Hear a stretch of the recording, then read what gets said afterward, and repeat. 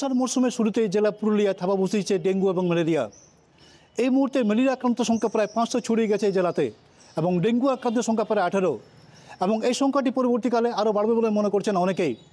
আর এ নিয়ে রীতিমতো কপালে চিন্তার ভাঁজ পড়েছে জেলা স্বাস্থ্য দপ্তর এবং পুরুলিয়া পৌরসভার। তবে পুরুলিয়া শহরবাসীর অভিযোগ, ডেঙ্গু এবং ম্যালেরিয়া মোকাবিলায় সবচেয়ে বড় বাধা হয়ে দাঁড়িয়েছে বেআইনি খাটাল। পুরবাসী যারা আছেন এটা তারাও উদাসীন হতে থাকতে পারেন না।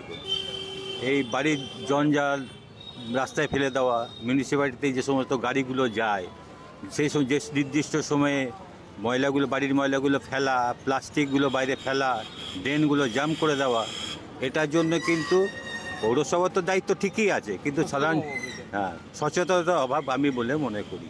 আমরা এখানে সবাইকেই ভর্তি করছি, ট্রিটমেন্ট সবারই হচ্ছে এবং ট্রিটমেন্টের সাফল্য সবই ঠিকঠাক আছে।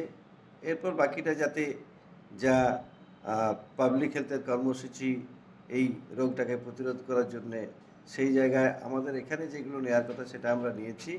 তো এখন আমরা আলাদা করে প্রত্যেকটা ওয়ার্ডে ফিভার ওয়ার্ড একটা পার্ট, আলাদা তো কোনো রুম নেই বা কিছু নেই, ওই ওয়ার্ডগুলোরই মেল মেডিকেল, ফিমেল মেডিকেল, সেখানে একটা আলাদা পোর্শন করে দিয়ে ফিভার ওয়ার্ড করার জন্যে ব্যবস্থাটা নিয়েছি। এটা সদ্য নিয়েছি ব্যবস্থাটা, এবং সেখানেই ম্যালেরিয়া কেসগুলো বা ডেঙ্গু কেস যারা ফিভার নিয়ে আসে ভর্তি হবে এবং তাদের চিকিৎসা ওখানেই হবে। অন্যদিকে পুরুলিয়া পৌরসভার বিভিন্ন এলাকায় ড্রেন এবং নর্দমায় জমে থাকছে নোংরা জল।